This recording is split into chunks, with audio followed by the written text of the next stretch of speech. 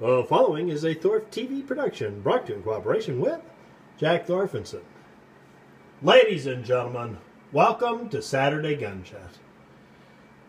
Let's have a warm round of applause for that Saturday gun guy. Here he is, Mr. Holster. He's actually awake, huh? I mean, really? He's not comatose. Because, you know, Mr. Holster, after a Friday night, because the guy's the big... Oh, Mr. Holster! Hey, yeah, that's me. Howdy, pards, it's me, Mr. Holster.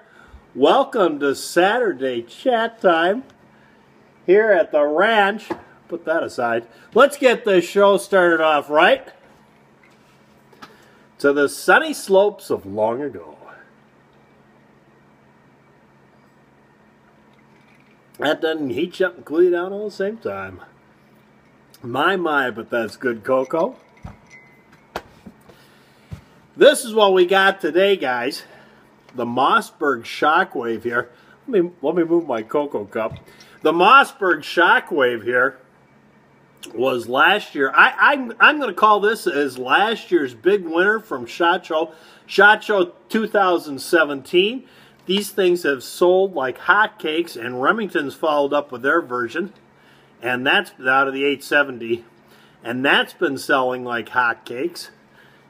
And I decided that today what I do is talk about the big winners and the big losers in SHOT Show for 2018, and there really wasn't that much to talk about. And I talked to Jack. Of course, you all know Jack went down there. And I just got off the phone with Jack a little while ago, and we talked about this, and he pretty much agrees with me. And he'd know better because he was down there and saw them all there.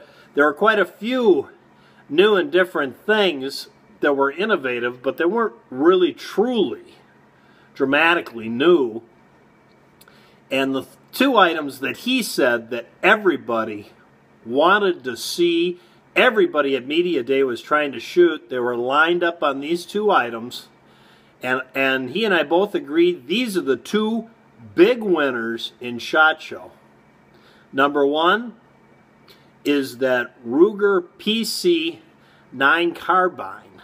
Yeah, the little rifle that has the interchangeable mag wells. You can use the Ruger SR9 mags, which I believe are 17-round mag. You can use the 15-round new Security 9 mag in that mag well, or you can remove that mag well just by, Jack says all they do is take an Allen wrench and you just screw out the little screw, you pop that mag well out and put the other one in, and then it'll take a Glock 9mm magazine. They also have available, and Jack said he thought it was $20 magazine well for the Ruger American magazines. And he said that gun was totally ambi. You could move the charging handle from the right to the left, the ejection port right and left.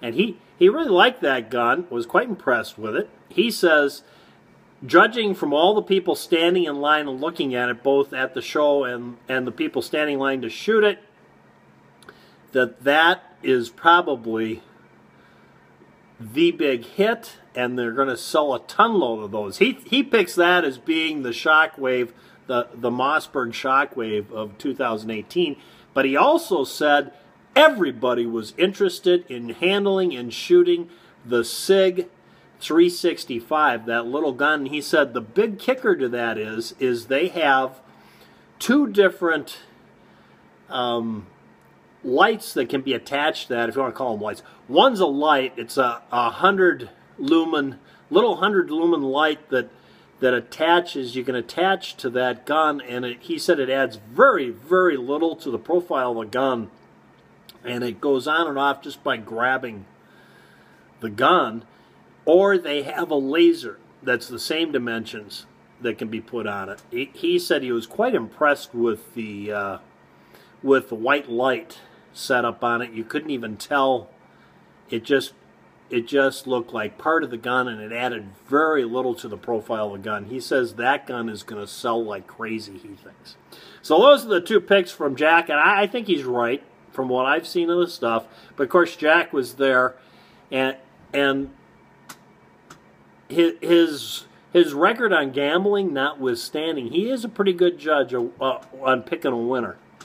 So I kind of agree with him. I don't know, you guys can chime in down below. Maybe I'm missing something here that would be a bigger hit than either one of those two. But I think those two are going to be really, really successful in the next year, and they're going to sell an awful lot of those two items.